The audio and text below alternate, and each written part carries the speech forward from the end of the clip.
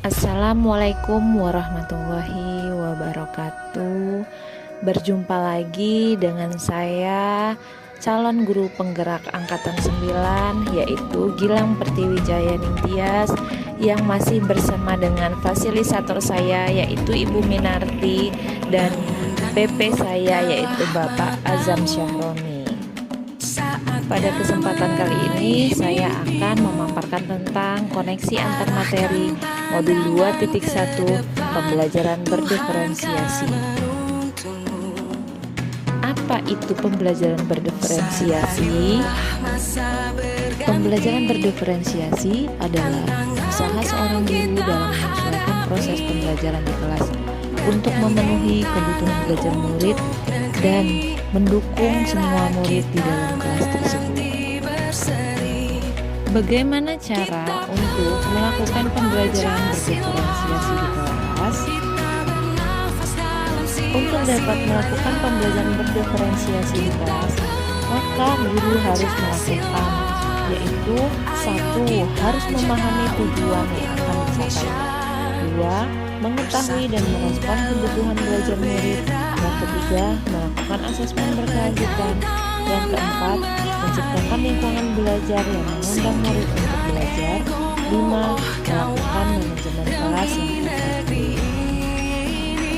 Ada 3 aspek yang harus guru pahami yang berkaitan dengan kebutuhan belajar murid, yaitu kesiapan belajar murid, 2. minat murid, dan 3 adalah profil belajar murid. Yang pertama adalah kesiapan belajar murid.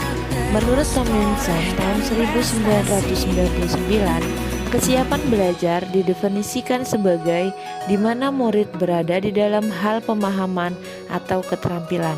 Dan pada tahun 2001, Tomlinson menjelaskan mendiferensiasikan pembelajaran menurut tingkat kesiapan belajar murid mengharuskan guru untuk menilai pengetahuan awal dan menentukan apa yang telah murid ketahui dan di mana murid itu berada.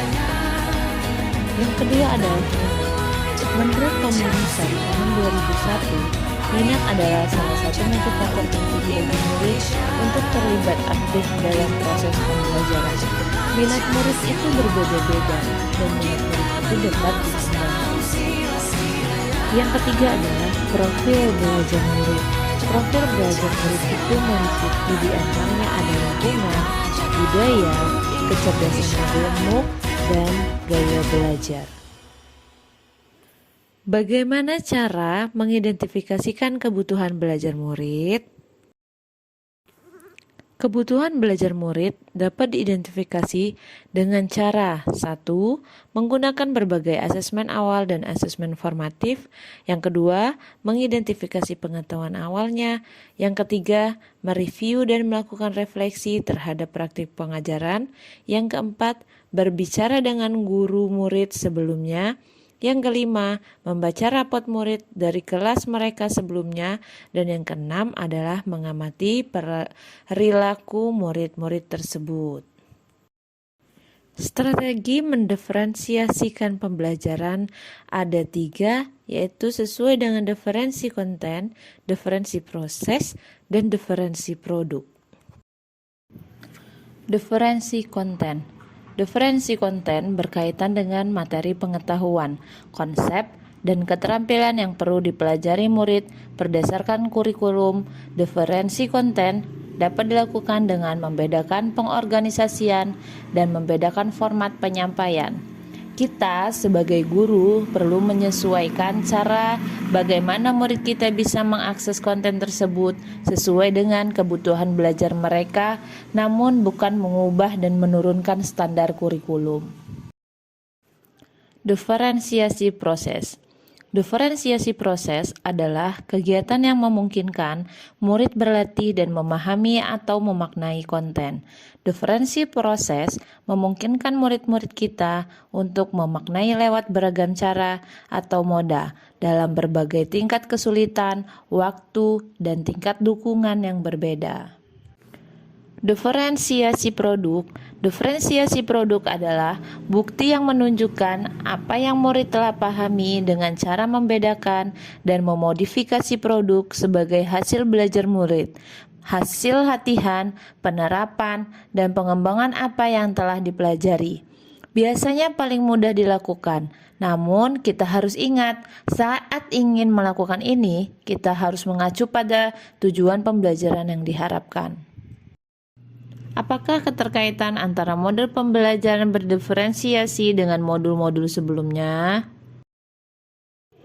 Keterkaitan antara modul 1.1 dengan modul 2.1 ini adalah untuk dapat melakukan pembelajaran yang berdiferensiasi, maka guru harus berusaha memenuhi kebutuhan belajar murid sesuai dengan kodrat alam dan kodrat zaman yang berdasarkan filosofi Ki Hajar Dewantara.